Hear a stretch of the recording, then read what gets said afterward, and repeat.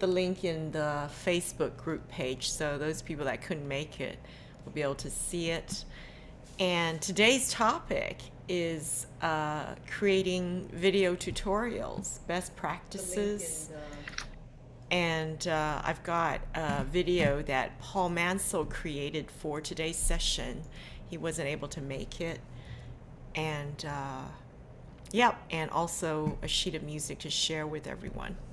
So, okay, let's, as usual, since we didn't have a meeting, especially last week, let's go around and just introduce ourselves. I have to say, I was really impressed. Dan and Kelly were the first ones in, and you all had to wake up really early to make it today. So how about you, Dan? We start the other way around. How about we go from let's see, Kelly, you're the furthest, right? Time zone wise? What time is Yes, it over there in now Malaysia? is 6 o'clock morning. Okay, we'll start with Kelly, then we'll move to Dan. So tell us where you are and what time it is. And then I guess Mark is next. And it's a toss. Well, Karen, are you in the same time zone as Mexico? I believe I am. I'm Okay. central. It's just a little after 4 right now. Okay. So maybe you and then Lan and then me. So we'll see. Okay. So Kelly, you start. Introduce yourself Okay, and why you're interested in today's topic and if you have something you want to contribute so we could make sure there's time for you. okay. Hi, good morning, everyone. My name is Kelly. I'm from Malaysia, Kuala Lumpur. I'm living in Kuala Lumpur, the capital of Malaysia. And now it's 6 o'clock morning. I wake up at 5:15. In fact, I wake up at 4:30. I was so scared I missed up the meeting. So every hour I was waking up. And I'm interested in this topic because if I remember, there was way back 10 years ago when I was doing my diploma in music study. I studied audio engineering, so I need to churn up CDs. So I remember when I make a CD for play along with ukulele. And this CD, I have about 10 songs like those, happy birthday, simple song. And I have different speed like 60 per minute city, the speed, and then I got 70 to 80. So we could play along. Then I remember 10 years ago, when I started my ukulele association, I started this holiday package. Like I charged 300 ringgit and then plus ukulele with the play along CD. So this topic really struck me. That's I wish to share. Oh, Thank you. wonderful. You've been there. You were one of the pioneers, I guess, this topic. So thank you, Kelly. Yes, Yeah, welcome. I like that. Different tempos and then the 10 songs, the 10 most. Yes. Yeah. All right. Well, Dan, you're back. Maybe you could tell us where you are, what time it is, and why you're interested in this topic. I'm in Victoria in Australia. It's a very civilized 9 o'clock in the morning here. This is a win for me. This is great. I'll just very quickly. Here's my view out my win. Yes, there's my view. There we go. So that's what I am looking at when I'm not looking at the screen. So living up in the hills. I find well over the last 2 years I have found that teaching online has led to a lot of reinventing the wheel on so many things, but I found actually it's not just me creating instructional videos, but also getting my students to make videos to send to me has been a very useful thing. I've been playing with the website Flipgrid, which is a very useful thing. I remember many years ago when we had normal lessons, particularly my younger students would come in and I say, so who did some practice? Who 7 8 hours practice this week? How did we go? And it was obviously a joke. No one had done 7 or 8 hours of practice. I was like, 7 or 8 seconds, maybe. Do you think possibly?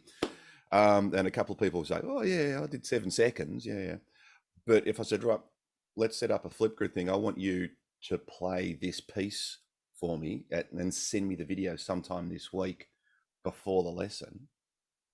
particularly the kids, they love filming themselves. I mean, it's the thing.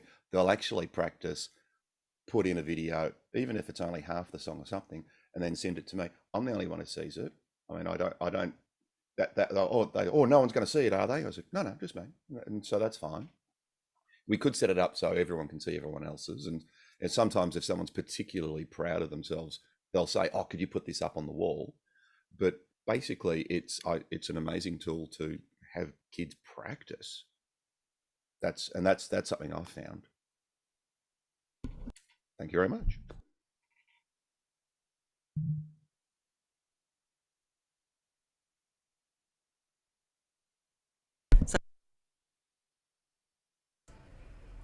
And I don't think your Oh microphone boy. is working. Sorry. Yeah, sorry. Thank you very much, Mark. Well, thank you very much, Dan. We've got a few more people coming in, Steve and Bruce. I put in the chat what we're doing. We're moving from Asia to the Americas and then to Europe. So, Mark, you're next. I am Mark. I'm from San Francisco, where it's, in my view, an uncivilized 2 PM. And it's only uncivilized because it's the middle of the day. I know it's more convenient for other people to meet at this time. It just breaks up my afternoon. I have never made an instructional video. I don't expect I ever will. My interest in the Instructors International group in general arises out of the fact that I run an ukulele club here in San Francisco.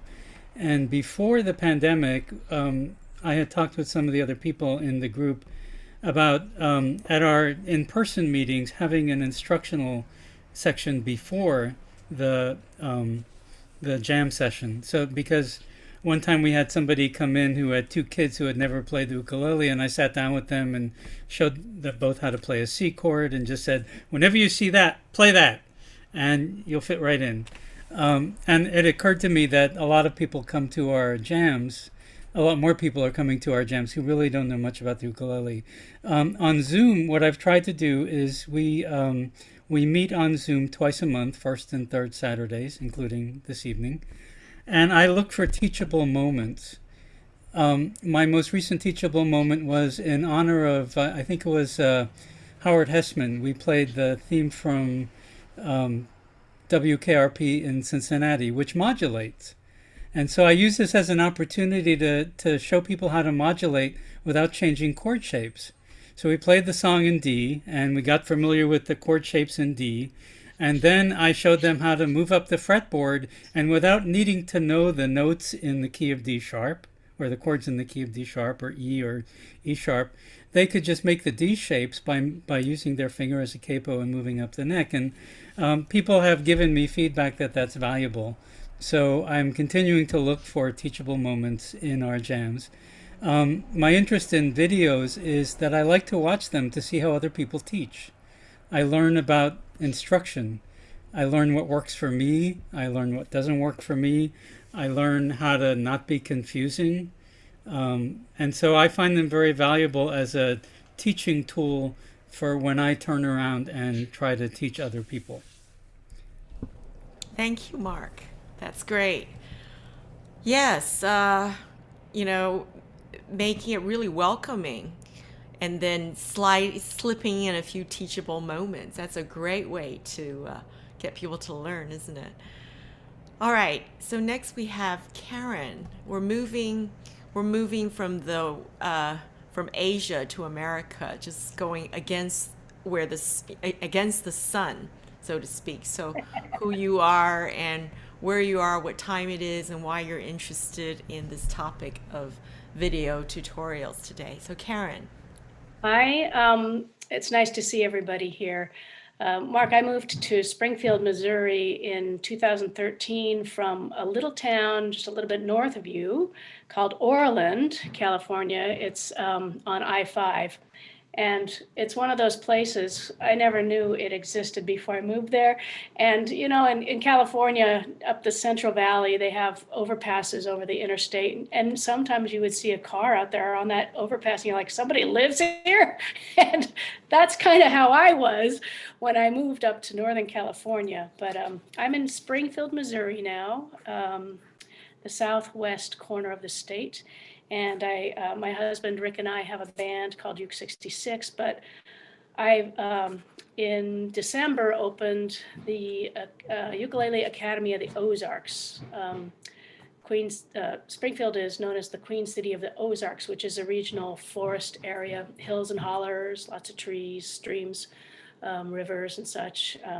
It's wonderful for recreational pursuits. So this is where I live, and I opened the academy right before Omicron hit, so it's been a little slow, but now it has picked up a lot, and I was interested in the Flipgrid, Mark, and also knowing what other people are doing on videos, because I'm creating little videos for my students to supposedly watch at home to practice to. But as you might have experienced, my students come back for their lesson and they haven't practiced all week. But I was a cello student once when I was a young adult and I didn't practice, so I totally understand that. Anyway, it's everything is going great, and but I'm really grateful for this group as a way to learn from you and be able to share experiences. So thank you so much. Thank you, Karen. All right, let's move to Lan. How you doing? I'm Lan Yarbrough. I live in the highlands of central Mexico, just south of Guadalajara, on the banks of the largest lake, inland lake in Mexico. And it's a lovely place to live, and it's got a surprisingly large musical community. Every art gallery, every cafe, almost every restaurant will have music nights, will have live music, guitars, combos, lots of groups. And there's a lot of retirees here who got down and discovered that they wanted to play music. So the ukulele blossomed here. And when I first started visiting 12, 13 years ago, there was a very formal, informal uke group called the Cool, the Club de Ukulele de Laguna. And it was a lot of them were beginners. It started off as three ladies sitting on the porch, teaching one of them to play. And as it grew and grew and grew, eventually we'd have like 50, 60 people come during the tourist season. But the lady that ran it, and there's no democracy, there were no elections, there were no other opinions. The lady who ran it was very, very protective of beginners. And as a result, it was your typical beginner uke club. It was zugga, zugga, zugga, zugga, robo strum. 80% of the songs were transposed into the key of C. And it was 3-chord songs at the most, and it was very monotonous. And when they would call for, now let's have requests, it was one of the same 10 or 12 songs. So after a while, people started falling away. Well, one time, one of the three ladies that sort of ran the group had a friend visiting from out of town. This person was a very enthusiastic player. And she said, I have supplied a song. I've got song sheets for everybody, started passing them out. It's a song that I love and I want us all to play it. And because it was a friend, they couldn't turn her down. So here came this foreign song. And as the Heffa, the lady who was running it, looked at the song, she said, there is a C diminished 7th chord in here. And none of you know the C diminished 7th chord. Here's how you cheat. And she showed them that you can play a G7 and slide it up 1 fret, and then don't touch the 4th string. And that will be more or less a C diminished 7th. And I'm sitting with somebody that I knew well, and I kind of stage whispered over saying, why aren't we putting that 4th finger down? 4 fingers, 4 strings. It's not that hard. we should be doing the fourth string too. And the lady running it gave me this really mean look. And then she walks around and shows everybody how to do the cheat chord. Now, I'm generally against cheat chords. There's a few times when you do them, but the cheat chord in this case was not necessary. And so she said, Lan, shut up. We're going to play it this way. Said, okay. And I then leaned to the person beside me that I continued the conversation. I said, there's a really cool trick about the diminished seventh chords because they are symmetrical. Each note is a third away from the other. Any of the four notes you're playing can be the root of the chord. And if you move up one, that's four more chords, and move up one more, it's four more chords. So in 3 frets, you've got all 12 chords, and then they start repeating. And then when it was over, the session was over, everybody's leaving, the lady grabbed me by the collar, pushed me against the wall figuratively, and said, don't you dare do that ever again. The people in this club don't know the names of the notes under the frets. And not only that, most of them don't even know that there's a different note on each fret. And I looked at her like, what are you talking about? Is that possible? And so I sent her a note and said, we're losing people in the club. It's necessary to improve the instruction and let people choose to do it. Would you be willing to allow a class for intermediates to sort of give people an escape? And that was the beginning of my teaching here. I had not intended to do any real teaching. And we now have a school. We have like 7 or 8 different classes, different courses. And we are having a lot of fun, teaching a lot of people, doing a lot of things. And for me, it's thrilling because for me to put together a class, for me to put together an instructional piece of material means I have to research it, means I have to make sure I'm saying it right, means I have to prepare handouts to do it. And I think the same thing is really true of putting together a video. The video requires a lot of discipline. So you don't just get on, we've all seen them where the person gets on, just rambles. So I'm hoping that we are going to, that I can start putting out videos and try to put that discipline into specific substance. So that's just where we are. And yes, I am on the banks of Lake Chapala, the person who asked. Thanks, Lan. All right, we got a lot more people joining us. That's great. I just want to make sure we don't spend too much time on the introductions.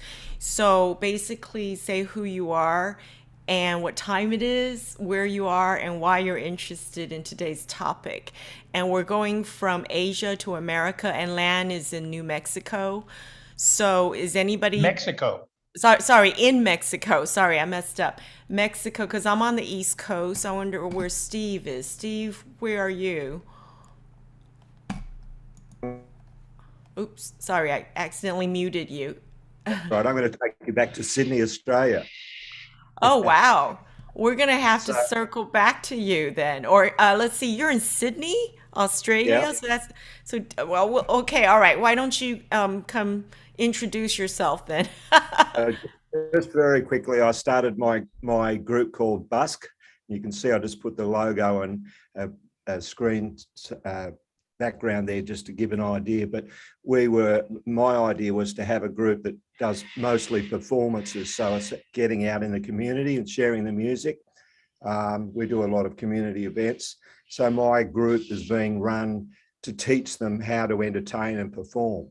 So I'm not really interested in beginners, but I tell beginners who want to join, please come along, stand up the back, soak up the atmosphere, and you'll have a lot of fun. And you'll see, I noticed in a lot of the youth groups there, a lot of people who are beginners don't want to be up the front anyway. So for me, the focus is about performing. Where at the moment we're doing a musical based on Beatles history. So we're going to, it's called The Beatles Remember.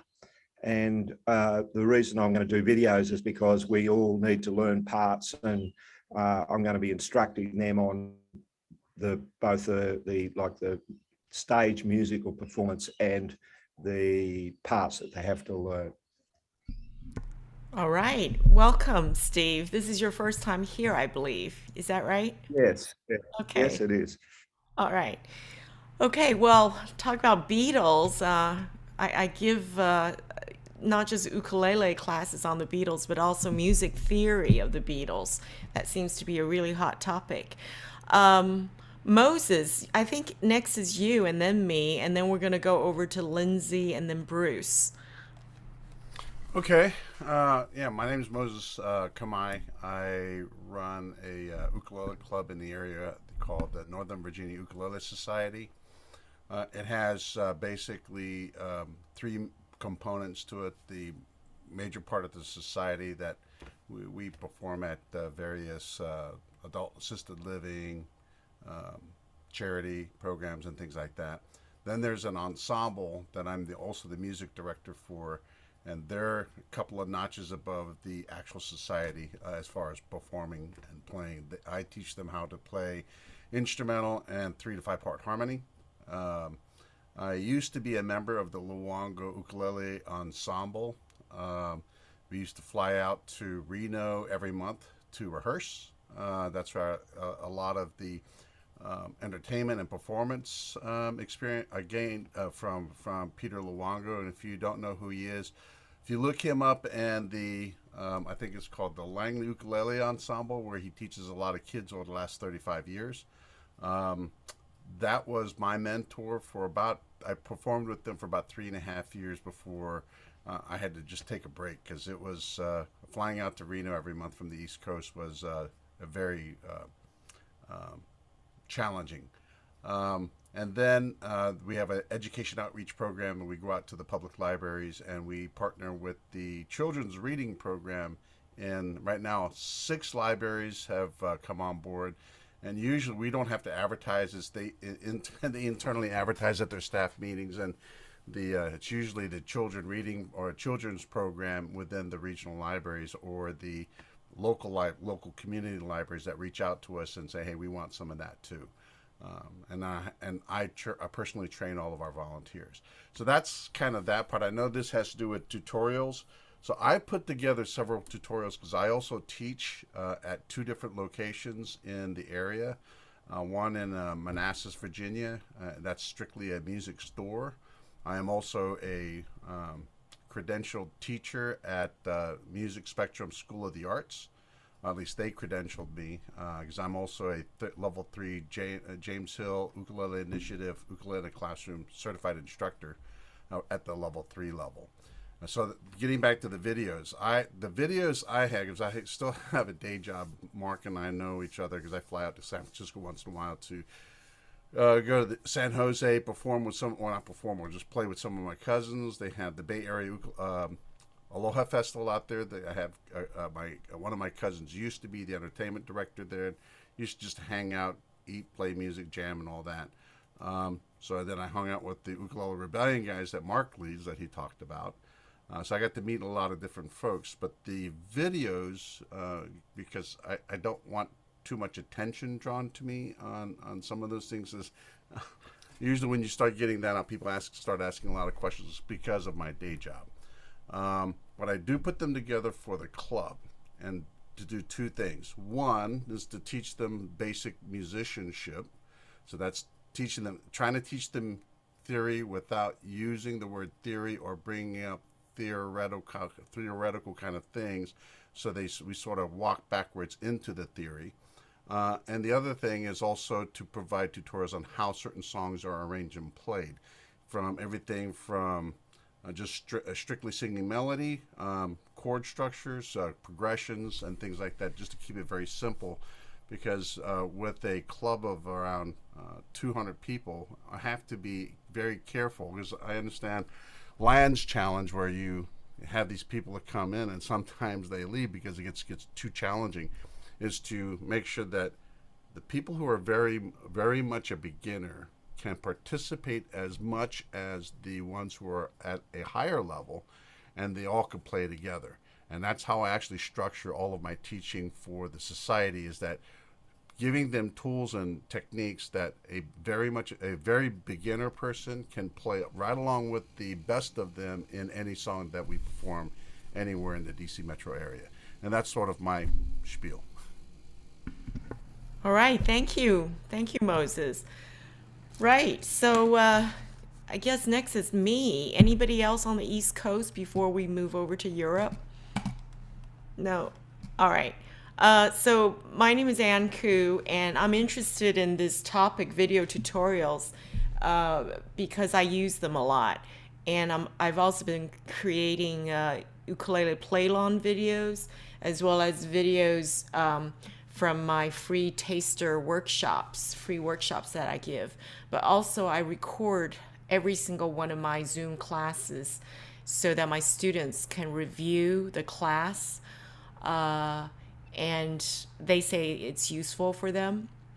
So I'm interested in best practices, how to be more efficient in creating music video tutorials, and you know, the different kinds of video tutorials that are out there. I noticed that the ukulele play-along videos are very useful. It helps, especially with YouTube, you're able to slow down the tempo up to a certain, you know, probably just 0.75 rather than 0.50, rather than half tempo, to get it down to, you know, practice speed. Anyway, so that's why I'm interested, and I approached Paul Mansell because he creates videos, actually to introduce his new book. But since he wasn't able to come today, he created a video tutorial. So I'm keen to show it to you and also give you a copy of the music from his new book. All right, with that, let's move on over to England. Lindsay. Hi, I'm Lindsay Higgs. I tend to teach more individual lessons than groups, but I'm interested in this particular topic because I've so far produced one tutorial video about notes on the fingerboard, which was very informal, and it's certainly something I'd like to kind of do a lot better, really. That's it, really.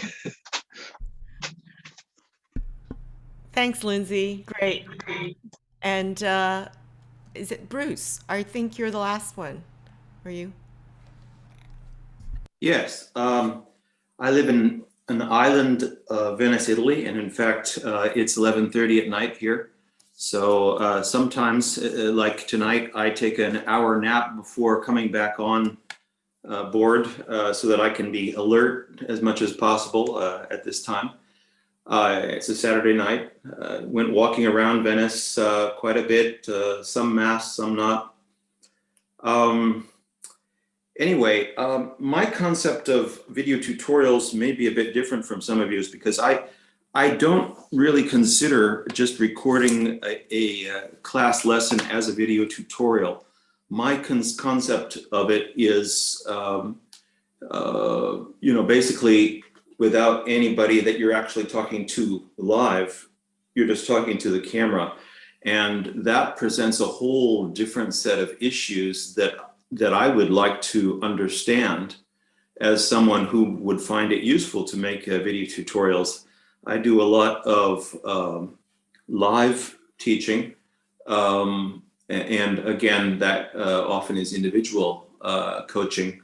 But I think I find it more of a daunting challenge to talk into an empty box than to talk to a live person.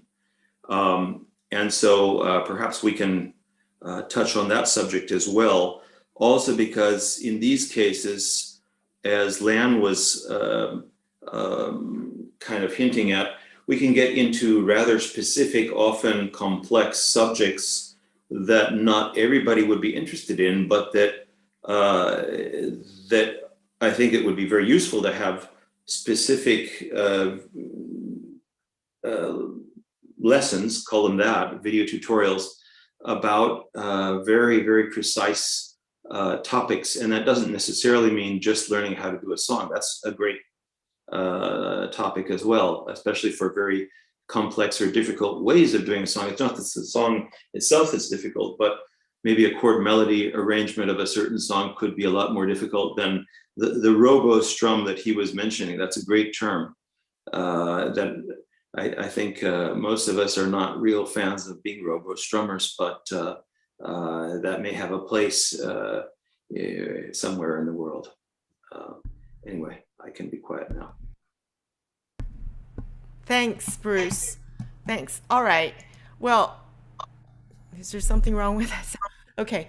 I think that's a great topic that you just mentioned, which is to record to a, you know, with, you know, to a real audience, teaching to a real audience or talking to a real audience versus, or a person even, versus just to your microphone. And initially, when I was doing video tutorials, it was just to the microphone, to the camera. And I noticed that since I started teaching to real people or performing to a real audience, you know, it made a huge difference in the way I teach or the way I perform. So ever since then, I've stopped doing just video tutorials to the camera to nobody. Yeah, it's a huge difference. All right, well, let's see. I am going to, I want to share Paul Mansell's video tutorial, and I thought maybe we could have some points of view in looking at it. First of all, imagine if you're the student, you're the recipient, or if you're a club member of this information, what are you looking for? And is this the kind of video that you would play again to watch it? You know, in other words, the value of this video, and would you be interested in finding out more about the book or more about the person who created the video? So without further ado, I'm just going to share that. Here we go.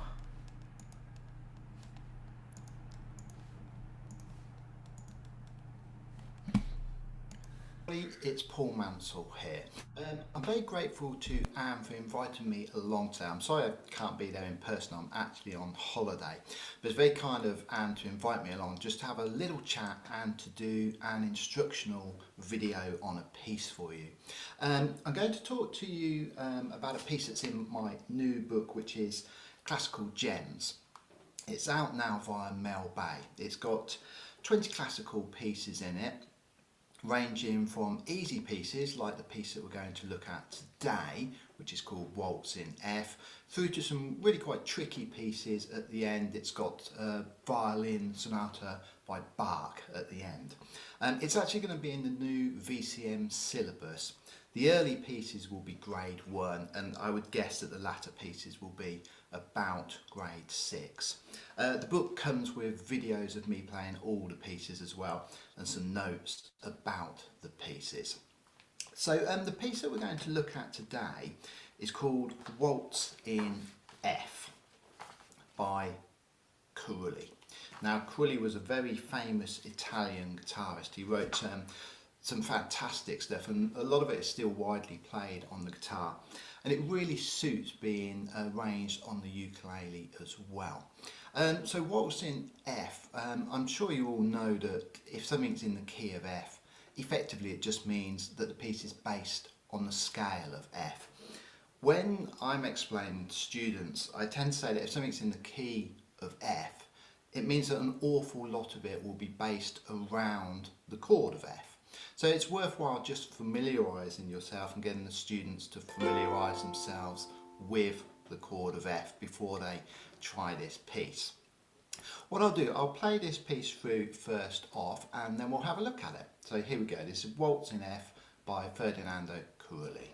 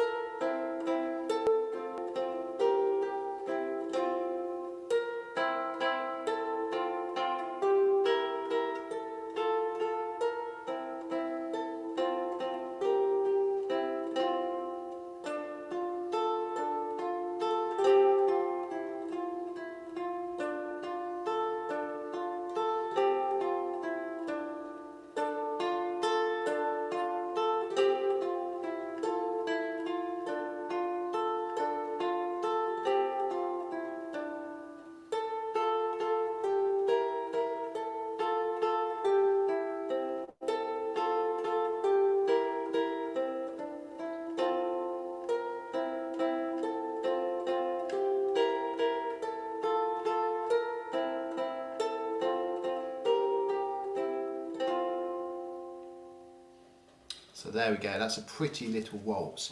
It's in 3/8, so we've got 3 quaver beats in every bar. Predominantly throughout this piece we're going to use 3 fingers. We're going to use our thumb, we're going to use our index, we're going to use our middle finger. Now the piece is broken down into 3 sections of 8 bars each. Each one of those 8 bars is then repeated. So if we look at the first bar, we're going to use our thumb on the string closest to us, and then our index and middle on the top 2 strings. 1, 2, 3. It then goes from F to C7. 1, 2, 3. It then goes back to F. 1, 2, 3. And we've then got a little arpeggio where you're going to use your thumb, middle and index. It then pretty much repeats the first bit. We're on an F chord. 1, 2, 3. C7. 1, 2, 3. You've then got a tiny little run, and then it's resolving back to F. Now all that means is that it's going to the root chord, the tonic, in this case F. Gives you a nice fuzzy feeling when it goes back to F. So this is a great piece for learning to double pluck with 2 fingers. As we're playing, try and remember to come across the strings a little bit, not straight up, to get that nice tone. The second section is very similar to the first section. Again, it's starting on a C7, and we're still using the thumb, index and middle, then going to an F, back to a C7, but we're playing the B flat here, back to an F, C7, F, and then we've got a lovely little descending run, and then once again it's resolving to F. Now the third section is the trickiest section in it. It's going to the relative minor, so it's going to D minor. The best way to explain this to students really is they're best off placing the D minor chord down. And as we know, there's only one difference between the F and the D minor. You're literally just changing your C for a D by putting our third finger down here. Try and keep your fingers as upright as possible. Now in the third section we're actually going to use our annular finger, our ring finger in this section. It's pretty much an arpeggio of a D minor. 1, 2, 3. So we're going to pluck with our thumb and index, then our middle, and then our annular. 1, 2, 3, 1, 2, 3.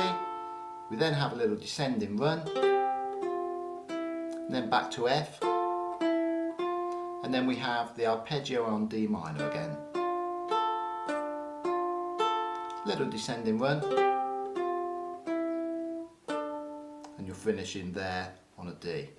Now what I didn't play in the when I played it originally, if you look in bar 23, there's a little mordant.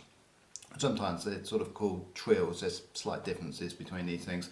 But actually, bar 23, I'm just going to play 22, 23 and 24. I'll do that once more. So there's this lovely little trill where you're hammering on and pulling off. So you're sounding 3 notes, but you're only actually striking once. Hammer on and pull off. The way to do that is, the clue's in the name really, make sure you hammer on nice and heavy and make sure you pull off, don't lift off. It's not, if you do that, the last note you'll hear the volume drop, virtually disappears. You pull to the side, so you're virtually landing on the string next door. That's how we get the same consistency of volume throughout, and that's called a trill on the upper mordant, signified by that little wavy back line above the F in bar 23. For beginners that can sometimes put them off a little bit, so that's why I missed it out, and then I tend to go back to it and explain to people what that is. We've then got a Dcl Finae. The way I sort of explain to students about a Dcl Finae, I say DC is da capo. Da capo sounds very much like decapitate, and if we were going to decapitate someone, it would mean chopping off their head. So Da capo means you go back to the head of the music, back to the top, and then you stop at Finae. It's generally good practice that when you do a da capo al Finae, you miss out the repeats, but you know, people do things differently. But I think with this, just go back to the beginning, don't do the repeats, and stop at Finae. Now you'll notice also that when I played this piece, I did some tone changes. It's a fairly repetitive piece in a nice positive way. A lot of pieces repeat with good reason. When pieces repeat, it's nice to change the tone. So where we have this to begin with,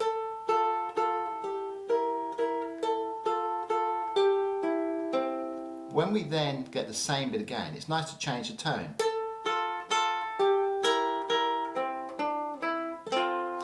And I'm doing that by moving my hand back here towards the bridge. It's actually called ponticello, which means close to the bridge. At the same time, I might do the opposite for another part of it and go up the neck. If I go up the neck, it's a much softer sound. It's called tasto or dolce. Dolce is Italian for sweet, and it's a much sweeter sound there. So here, it's a very metallic sound. Here, dolce, it's a much sweeter sound. I'm trying to encourage your students to explore different tones, as you know, that's part of the beauty of playing the instrument, isn't it? So I hope you've enjoyed that lesson in how to play Waltzing F. I've given Anne the piece. Hi Anne, I look forward to seeing you soon with a bit of luck, Anne.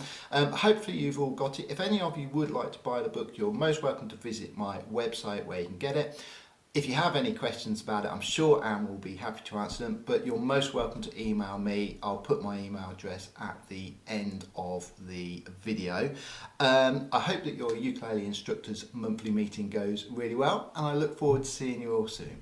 Okay, bye now. All right. Okay. So I purposefully did not give you all the music yet because I wanted everyone to watch Paul, and I'm gonna put in the chat the music just now. So what did everyone think of that? Does that make you want to study this piece, or want to get the book even?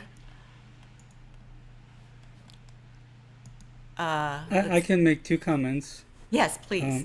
The first is that I really like the way that he blended teaching certain techniques into teaching the song. I have had instructors where I'll go to a workshop for a week and I'll learn a song, but I won't walk away with anything but the song. And so I thought it was really valuable that he found opportunities in the piece to teach specific techniques that you can take away and bring to other songs. So that's my first observation. My second one, and this is not a criticism because that was a really nice video, is that I wish that he had been able to find a way to bring a close-up onto his fingers when he was explaining pull-offs. From the angle he was showing it, it was hard to see how he was pulling off, and he did say that he pulled his finger off to the next string. And I know what that means because I've been playing for 10 years, but I worry that people who don't know what it means would not have been able to see it from the video. So it was a really nice video. He did a great job of teaching that piece. Oh, great. Thank you, Mark. Yeah. I had a comment too. Two takeaways I took from it. Again, I agree with Mark. It's a very nicely done video. He's obviously a very good musician. He's obviously a classical musician because a lot of the terms he's using were the terms of a classical guitarist. Strangely enough, I mean, it was good that he made the distinction because I don't use the word lift off in my teaching of of ukulele techniques. I always call them pull-offs, and I actually always, now I realize that's because I always teach it as a pull-off. I don't do that passive just lifting the string for the same reason he did. You lose sound, you lose the tone. And obviously this book and this song and this family of techniques are going to be a bit specialized for the ukulele community as a whole. it's going to appeal to people who are trying to move ahead. I did appreciate that he's doing it with tab rather than drifting towards standard musical notation, which in my experience turns a lot of ukulele students off if they are not also piano players or orchestral music players. They just don't want to learn to play a ukulele with standard notation. So the use of tab or going with lead sheets and from chords is probably a better approach. And he did a good balance of that. And he also noted that the combinations on his tab correspond to, you can go ahead and finger the chord and find the notes to the melody within the chord. And because I think that is a crucial thing for students to figure out, that the notes of the melody are hiding in the chord. That's why it's the right chord. So bravo, well done. Thank you, Lan. All right. Anyone else want to chime in? Reaction? I have to say, when he was going to put together a video, it was really aimed at us. It wasn't aimed at a student. It was aimed at us instructors. So, yeah. Dan. Dan. Yeah, I agree. It was Meg. I enjoyed everything in that video.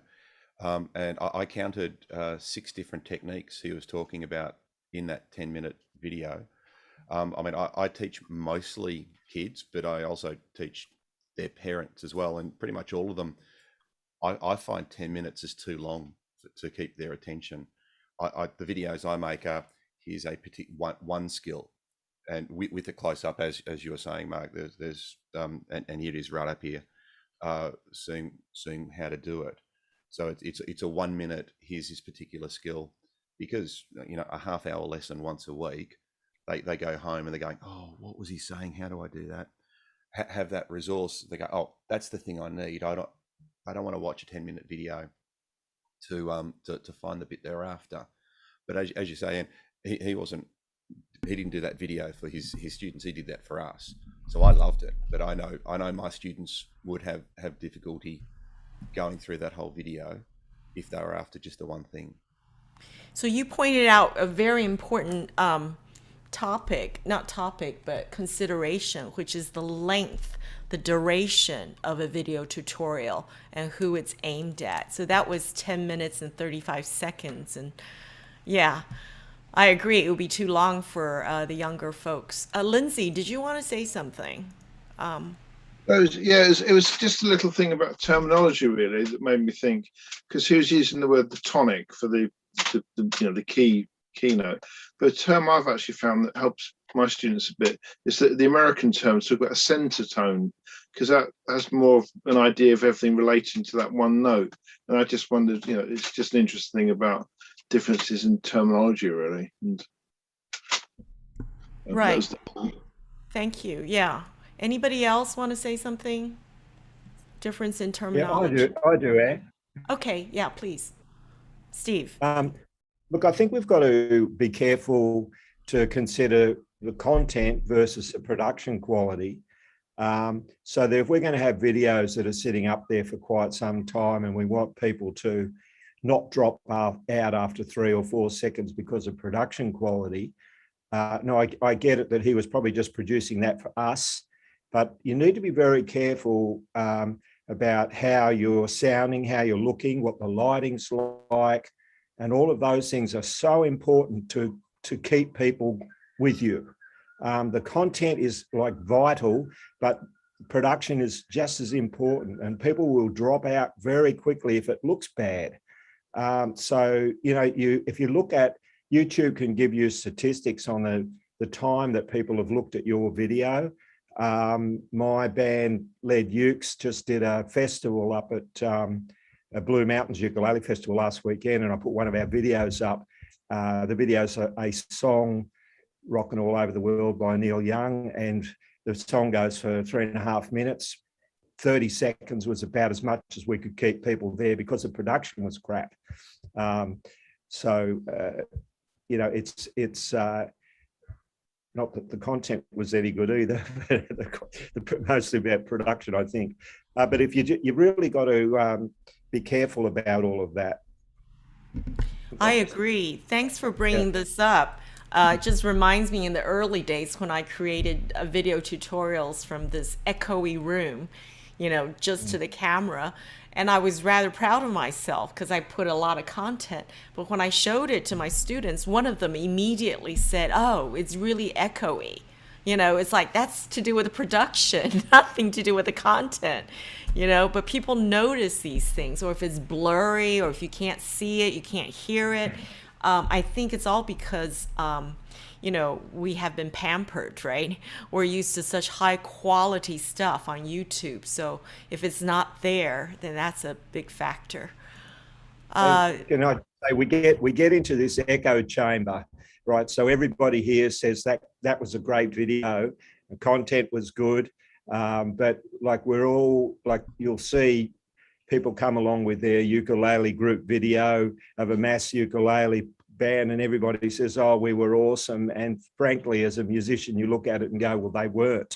But everybody supports each other and says, "Oh, we were so great at that gig." All 35 of us played the C chord at the same time. We all had the nice robot strum going, and it was great. They had a lot of fun. But I make music videos with my son, who's a professional musician. I think in the last 2 years, we've had 6 videos on MTV, and I know a lot about production techniques for videos, and I'm going to apply that to my videos. But I really say it's very simple to do with a little bit of lighting, a good microphone, and you can just use an iPhone or two, and you can really come up with those close hand shots with either a GoPro or an iPhone. And it doesn't take a lot of money to set the gear up, but you have to think about it, that's all. Thank you, Steve. Let's see, I've got a hand up. Marlise, would you like to unmute and ask a question? Yeah, I just wanted to I love his sort of, he's very calming. He's very relaxing. It's almost like one of the qualities of like, I know you can learn this. I'm going to give you a lot, but we're just going to kind of go through it. I really appreciate that. Sometimes I feel like some of the videos that I watch, and probably some of my own, are kind of chaotic, and they're just like, rah, and they get a little too energetic or maybe a little too frenetic. I really liked his calmness. I think that is something that I aspire to for sure. And I think it's a great teaching tool. It's a calm confidence. That's all. Thank you. Yeah. Yeah. It's funny because when I look back at my old videos, and what I sense is I don't even pay attention to the content, but it's like, oh my gosh, I was nervous. I wonder if anybody could tell that I was nervous, but I think we can tell if somebody is nervous or not quite sure, or because that person will make us nervous, right? Not calm and everything. All right. So who would like to share something about their video? Actually, Kelly, you put a question in the chat. I was just going to say, I wonder whether there's some great video tutorials about teaching rhythm, because it's one of those things, right? I tell people, rhythm is something that you got to feel it. Trying to get people to use a metronome is like a huge task, because they don't hear it. But once they hear it, they don't feel it, and they're not in sync. So if you don't use a metronome, how do you teach rhythm then? How do you get people to, are there some good videos around, video tutorials on teaching of rhythm? Yeah, Kelly, you want to say something? Yes, and actually you are the one who inspired me to think of this topic for my thesis, because Malaysia ukulele is so new and no one do anything with ukulele, especially in the academic field, you see.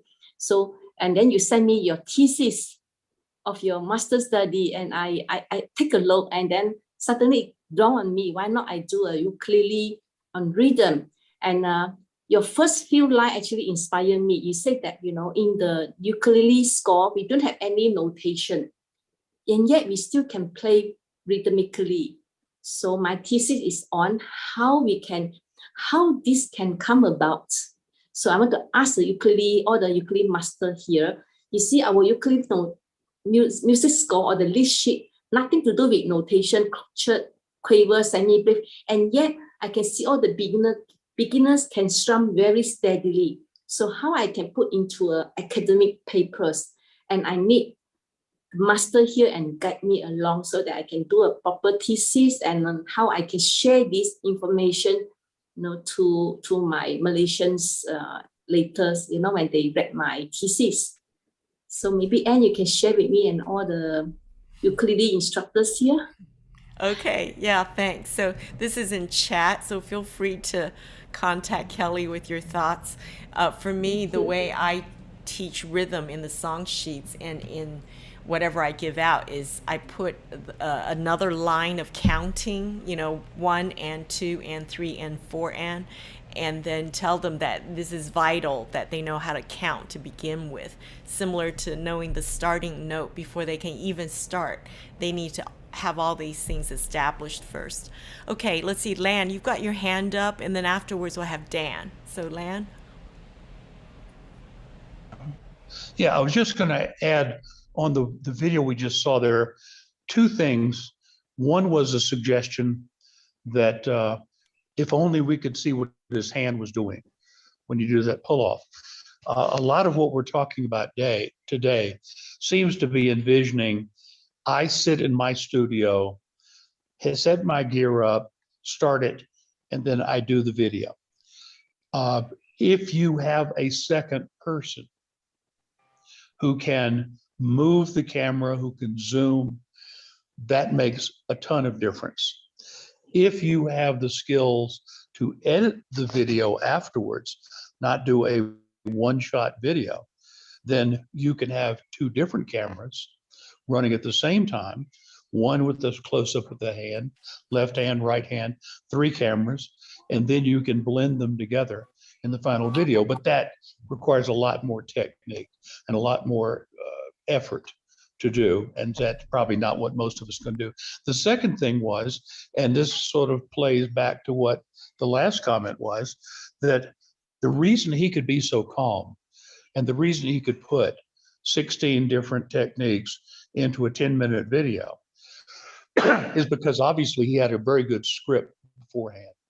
He knew exactly what he was going to teach, in what order. I suspect he had also practiced some of the little verbal tropes and comments and examples. He had rehearsed it in his head at least, and he had a script that he knows exactly what he's going to do as you go through. And that is one of these things. There's no substitute for preparation. And to do a good anything, you require preparation and usually rehearsal to do it right. Thanks, Lan. It's funny you mentioned the camera. I take it you don't have a second cameraman right now filming you because it's been shaking all day throughout this meeting. Yeah, and it's a little bit hard to follow you because your video is shaking. You're moving constantly. My first thought was he's having an ongoing earthquake. Oh, right. Is there an earthquake in Mexico? All right, let's see. Dan, you want to unmute? Yes, I agree. Preparation, Lan. It's I mean, I've been teaching music for coming onto my 3rd decade now, and I was, as a primary school teacher, I find like I have multiple grades, and I don't think about it. I plan, I prepare, but the first grade 3 class of the week of that particular subject is not as good as the 3rd grade 3 class of the week of that particular topic. No matter how much you prepare, it's absolutely, it's to the point where you don't think about it until you realize just how vital it is. But just with teaching rhythm, I wanted to mention and just recording things. I find Flipgrid is very useful in that it does a lot of the editing for you as a thing. So I would use that as the software filming while I film, this is a particular skill we're working on, or this is a particular part for or a song we're working on, and I would then go through all the different parts, and then I would take that video feed from those different parts, and then using video editing software, put it all together so the whole song is being played, so people see the finished product, but then they can go and say, this is this part, this is that part, this is that part. What part am I in charge of? That's the bit I'll look at right now. But I found the most interesting and effective way of getting particularly kids playing together, because they're busy. It's new skills, and they're not good at listening to each other at the best of times. They're playing, and if they were playing solo, it'd be great. But when you have 20 of them not listening to each other, which is such a vitally important skill, it's just a wall of noise. So I actually turn the webcam on them and have them up on the TV screen.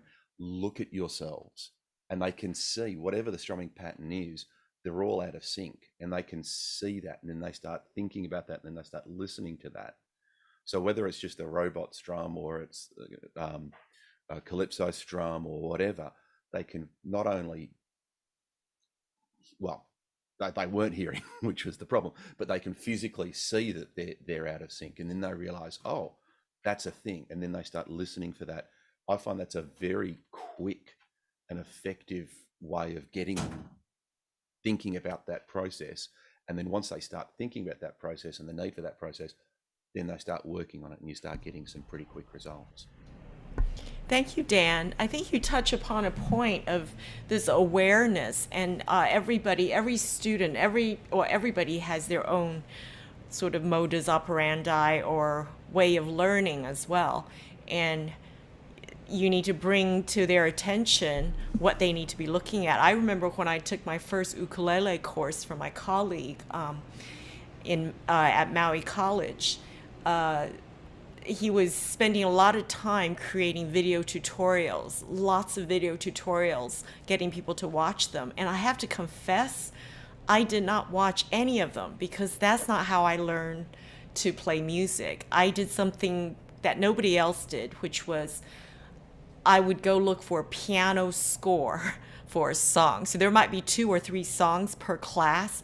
I would look for the piano score, sight read it, learn the song, and then learn to do that on the ukulele, rather than go to YouTube to hear how the song sounds or watch his video tutorial to see how you're supposed to play that song. It was a lot of work for me, but I'm a pianist, and I was used to sight reading. I was used to learning songs that way. You know, I even learned the Beatles songs that way before I knew what they sounded like, because where I grew up, we just didn't have that, you know. And it took me a long time to realize that's not how other people learn, you know. So now when I learn a new song, I would go and find the YouTube video or Spotify and hear how it's supposed to sound. So that was very cool. Anybody else want to chime in on you know, the aspects of video tutorial? Bruce, do you want to say something?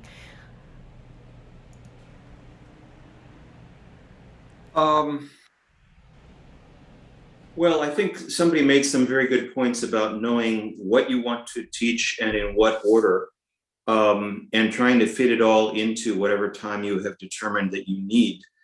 I would dare to say that a lot of us should be making videos that are not more than 3 or 4 minutes. And I know that's usually the duration of a song, so it doesn't give you a lot of time if you want to do a whole song and say something. But I mean, considering the attention span of a lot of students, then of course you can have one video lead on to another. I think that several have said that the fixed camera looking at one person constantly for 10 minutes gets a bit boring, no matter how good the content is. And so we need to find ways to make it more interesting. And all of the things you said can be effective in that. Probably the most important of these, as someone has said, is having a script already, and being willing to change it as you go if something comes up for whatever reason. Editing is extremely important. If you have that possibility, again, you know, just having, in addition to, you may have 4 cameras in your house without realizing it, because you may have an iPad, you may have a computer, and an iPhone. Those are 3 cameras already that you have available. So don't cut yourself short and think that you only have one. Thanks, Bruce. So before I go on to Karen, who's got something to say, I just want to say, you know, editing takes so much time. That could be True. another meeting topic altogether. One of the things I noticed is that, let's see, I gave a free 1 hour workshop on fingerstyle ukulele. I had about 60 people in there. And I thought, well, the video that comes out of it, I could easily, you know, reuse. But when I looked through it, it took me several hours, and I whittled down to half an hour of useful stuff. Just half an hour. It took me hours to produce that half an hour useful stuff. And I just thought, wow, you know. So anyway, Karen, would you like to unmute? Yes, always happy to unmute. I have the good luck to have a retired husband who helps me with my little videos that I use or that I produce for my students. One of the things that we make sure that we do is we keep them very short. They're not even YouTube. We just send them to them on Google Drive as native video. And sometimes, because I have students who have never played a musical instrument and they don't know how to practice, and they just want to get the chords as soon as possible so they can play their songs, I lead them through practices, such as just open strings to the G6 to the D7. And I just do that a few times through, and that gives them something to practice too. But when we produce those little videos, he has, like, I think it was Bruce, but I'm not sure, I'm sorry, mentioned you have a lot of cameras around your house. We have an old iPhone that we don't use anymore, but we use it as a camera, and we call that the belly cam because it's focused on where my hands are strumming and chording. And then he puts it together, but we always go into it with a little bit of a storyboard. And I know what I'm going to say at the beginning because I can certainly ramble. The other thing is speaking too fast. I'm really, really good at that. And I hear my videos and I'm like, oh my God. So I really have to struggle to speak slowly. There is a woman who's doing some YouTubes. Her name is Laura Markowitz, and it's Lara. And she does these little tutorials, and they're wonderful. And she speaks about like this, and they're really terrific. I don't have any aspirations to do the really big slick videos that are out there. I don't even want to compete with that. I just want my students to have something that they can refer to, even though and they never watch them, at least I've provided them to them, so. Thank you, Karen. Yeah, Karen. Speaking too fast, I think when you're nervous, you speak even faster, right? So I'm always astonished, no matter how much I try to slow down, somebody in the class will say, you're going too fast. It will be in the chat, too fast. Whatever I do is just too fast. And only when I review it do I notice, yes, I was slow, but it was still too fast. So Lindsay, I saw that you had your hand up earlier. If you wanted to say something. Yeah, I did there's a guy called Michel Thomas who was a famous language teacher, and I bought one of his CD courses, and it's brilliant the way he does it, because he teaches a class to 2 people and you become the 3rd member of the class, and he leaves lots of pauses. And I wondered whether anyone had thought of doing any tuition videos like that, where you have another person and you teach it, and then the person watching becomes another member of the class.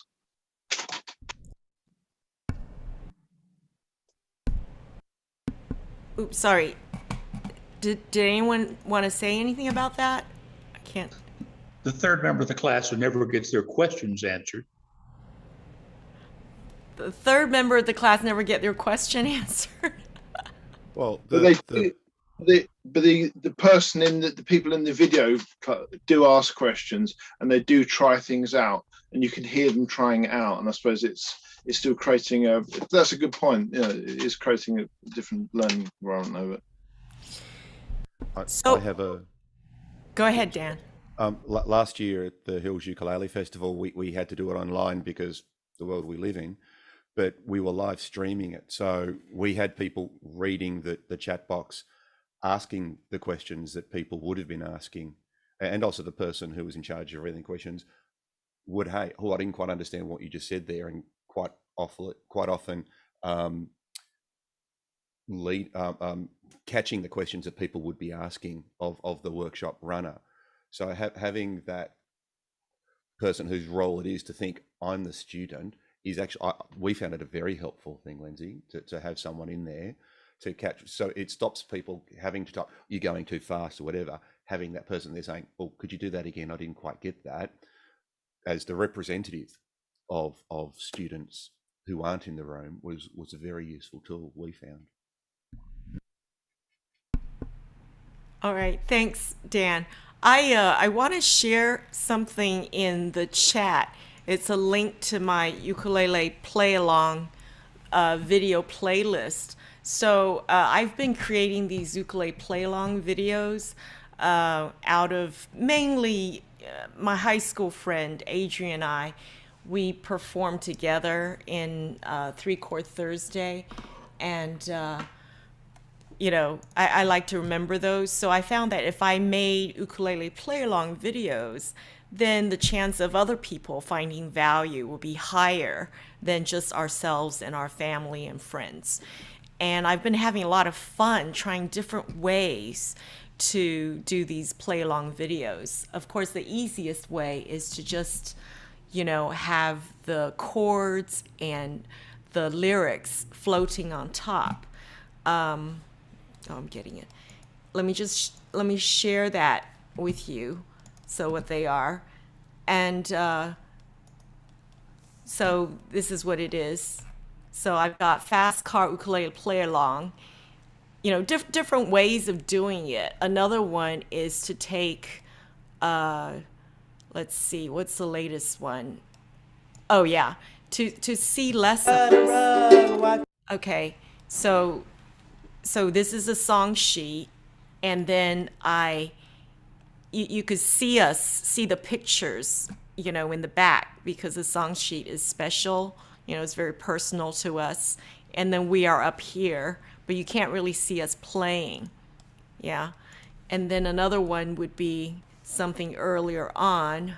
Let's see, fast car. Usually bras fit small-chested women It's an ad. like this. Gapping. You guys, look at... Skip ads. Okay. You got a fast car. Just moving along. Different you still got a job. And just experimenting with what we could do with that. So I'm just,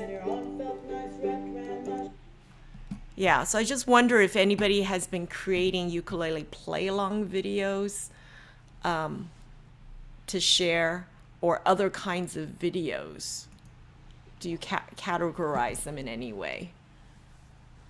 Yeah, I created a couple over the last 2 years of COVID parodies.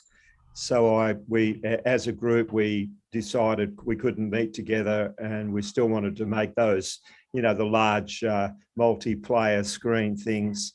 And we did parodies, and in order for the group to play along, I created a couple of the videos where I've got it scrolling along the bottom while I'm performing. We did a parody on the Rolling Stones Ruby Tuesday. You know, when we had the Ruby Princess in here, which was goodbye, Ruby Princess. We are so glad to see you go, etc. But it was, again, it was what I did is I recorded the audio, then I mimed the video, and then I added a scrolling chord lyrics below. All right. That sounds like fun. Well, let me suggest this. We have this video recording of our meeting. Why don't we use the comments, below YouTube to put links of good video tutorials or playlists, for us to check out and share as a resource. I'll put my link there. So Kelly, you can just click on the YouTube link after. And I'll also put the link of Paul's video as well as his music, the Carulli Waltz that he did. So, yeah, one of the things I notice is that I like to collaborate. So if I know somebody else is working on videos, then I could, kind of share best practice, learn from each other. And I have also noticed that there's so much ukulele playlong videos online, and they vary tremendously. Most of the time I'm looking for the one in the right key so that I could share that with my students, but I also have to check for accuracy. And then, so that's ukulele play-along videos. On the other side, there are ukulele video tutorials about a specific technique. It's not about a song, but a specific technique. And the one that, Karen or someone mentioned on Laura Markovitz? Yeah, I've seen that. That was amazing. How she could be so patient. Yeah. I think Cynthia Lynn is also patient like that. All the really good teachers that I could follow, they speak very slowly, and it's very methodical. Step 1, step 2, step 3. So I like that. Well, we've got about 10 more minutes to go. So, A question. Yeah, Marlise. I'm just starting this journey, and I'm a kind of I'm sort of a person who sort of shoots from the hip. I don't have a ton of background. I don't have, music instruction. But the people that I teach are way beginner, way more beginning than I am. And sometimes with my play along videos, and I don't redo the video. I just, okay, I made a mistake. So what? And I'm just curious, like, is that a mistake to just leave the mistake? Or does that make your audience be like, you know what, even, people who are learned or experienced also make mistakes? Does that reduce your credibility, or does that make people feel like, hey, you're an actual human who does this and you don't have a polished video? I'm really curious about that, because that's my sort of way of doing a lot of things. Well, Marlise, I just wanted that's a good point, because when I first started teaching ukulele, I told people outright, that I just want to be able to jam with more people. I experienced the jam sessions, and I'm a pianist, and I just picked up the ukulele. So they're very forgiving, because you're very sincere, right, and wanting to share this. Yeah. I have a thought about that, if I may. We talked before the meeting started that I just finished the James Hill Ukulele Initiative for ukulele teacher certification. And once a month we would have online meetings because pandemic. And he started to play a song that we would all play along with him. We were all muted and he was out of tune. It was kind of fun.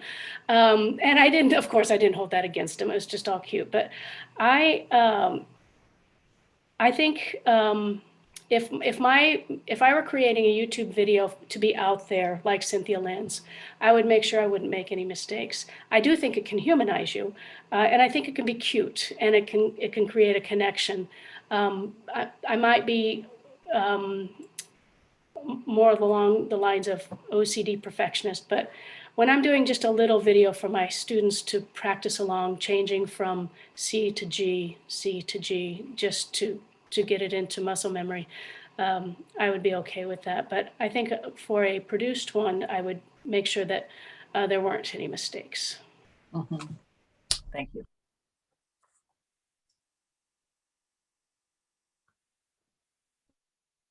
Sorry. Mark, did you want to say something? Yeah, this is in connection with play-alongs. And if I could share my screen for a moment, I wanted to show you guys something. So here it is. This is a song sheet I prepared for a Hawaiian song called Paniao.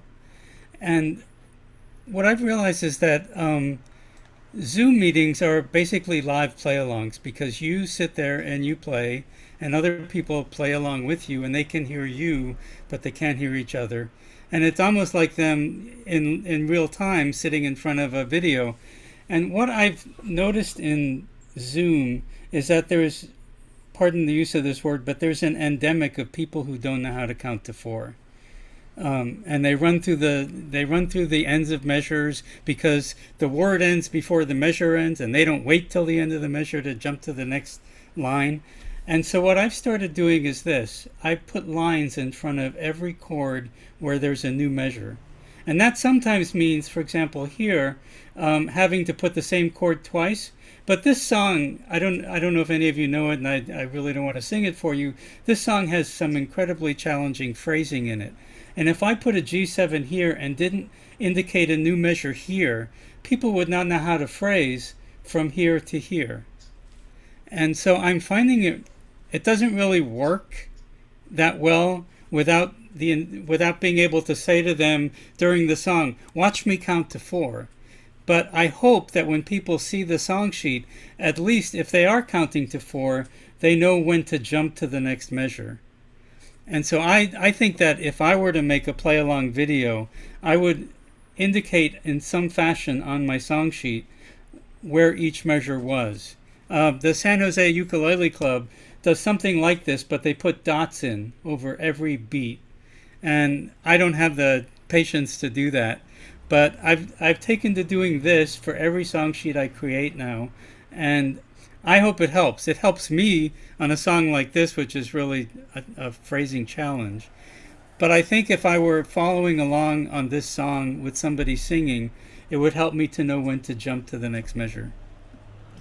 I think that's great practice to introduce bar lines in song sheets. It's not the current status quo. I think only, you're right, only San Jose Ukulele Club has that. I don't know of any other ukulele club, except yours, Mark, that has that. Well, you know what's weird is that we used to play almost exclusively out of the daily ukulele books, and that's actual sheet music, which Right. shows the measure, shows the rests. If you can read music at all, you can see where you're supposed to stop singing but keep playing. And when we switched to Zoom, people started submitting PDFs, and it became this whole endemic thing. I don't know how on Zoom to talk about this with people without insulting them. And we have a policy on Zoom that if somebody wants to lead a song, they get praise, and they don't hear anything else, because it's a bold thing to do. It's basically an open mic in cyberspace. So I don't say to them, oh, you should have waited 3 more beats before getting to the next line. And someday I want to create a 10-minute workshop for my Zoom jam, where I just go through this at the beginning, explain it to people without pointing any fingers, and hope that some of it sticks. Well, no wonder I had so many issues today learning this Japanese song. It was the song sheet and the piano sheet music didn't match. The song sheet was in what's it called, romaji, or anyways, it's what do you call it in English, in letters, okay?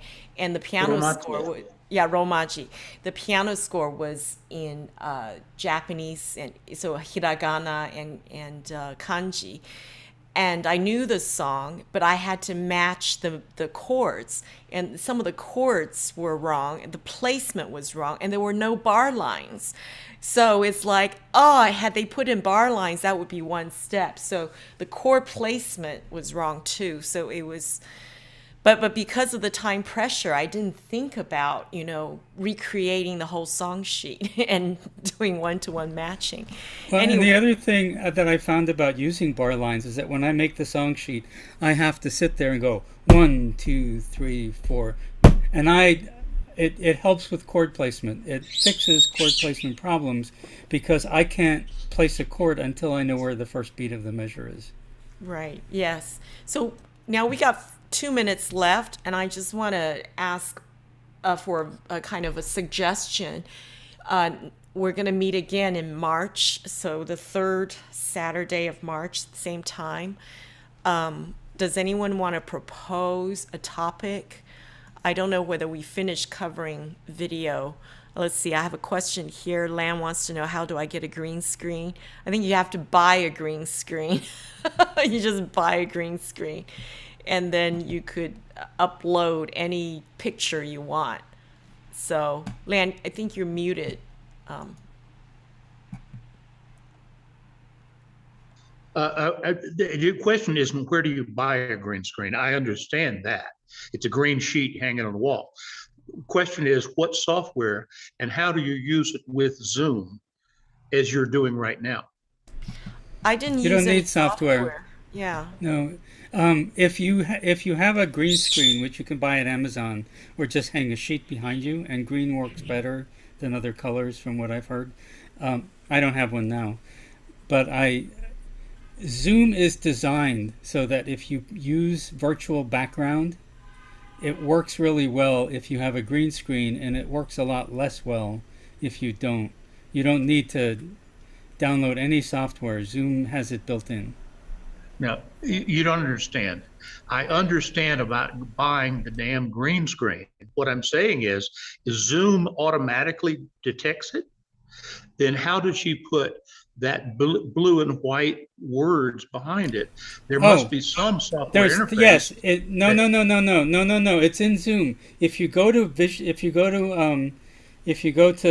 video settings, there's a thing called Virtual background. under video. There's a thing called what is it called? It's Virtual called background. Backgrounds and filters. And if you choose a virtual background, you upload a picture to virtual backgrounds. When you go to the virtual backgrounds page, which looks like this. See, this is me in my video settings. Virtual backgrounds. You can add a virtual background by clicking on the plus sign, and then it will ask you to add an image, and you just upload something. And then and then you just select it. So I could, for example, select this image, and now that's what my virtual background is. Okay. Again, thank you very much, Mark. But that's not. I'm perhaps not saying it correctly. It's great to tell me how to do it in the Zoom meeting. What I'm trying to say is I would like to be able to do that and use it on making, what's the subject today? Video tutorials. I would like to be able to make videos and use the background. And is there a particular video software that is other than Zoom that is designed for that? Or is there add-on software that you can use to interface and make that happen? That sounds like another session. We could talk about that. Talking about hardware and software for tutorials. Yeah, that sounds like another session. I don't know if we're interested in continue this topic of video tutorials. I feel like we've just skimmed the surface. Maybe we need to look at some examples. Shall we propose this for March? Yeah, because I've been experimenting with all sorts of ways to video myself, especially since I've been traveling and I don't have my desktop computer with me. So what can I do? What do I do? So I'll be happy to share that. I would love to ask if somebody would like to volunteer to index today's video. Indexing simply means, you're watching it and at, 05 minutes, somebody is talking about a certain topic. And then at 20 minutes, 30 seconds, somebody else, asks this question. It doesn't have to be very specific, but just the big ideas. For example, intros. The first 15 minutes were intros. The next one, we started looking at Paul Mansell's video. I think that would make our video recording so much more valuable. I have my students in my classes volunteer to do this so that the next person won't have to scroll through the entire video looking for something. And that way, when you click on see more, at the bottom of the YouTube video, you could just click on the time. Would anybody like to do that? I know Bruce has volunteered for November, but we don't have anybody who's done that for December. And today's one would be really nice if somebody would volunteer to do for today. Anne, I will try, but I've tried that with one of my videos and it didn't work. It didn't erase the video, luckily, but I'll give it a shot because I'd like to learn how to do that. Yeah, sure. We have best practice how to do it. What you could do is put it below in the comment section, you know, as a comment, and then we could just use that. Yeah, that would minimize the amount of to and fro email between us. Yeah, and then then I could see it. If anything needs to be corrected, I'll be happy to correct it and put it in the main transcript. Okay. Thank you, Karen. Yeah. Okay, well, let's do that then. We'll continue this topic about next time on how do you actually produce a video tutorial? What kind of software, hardware do you need? And maybe for homework, I know this is not a class, but maybe we could spend this time looking for good videos and bad videos so we can learn from them. All right. Well, thank you very much for joining this session today. I hope this was useful. I'm going to stop live streaming.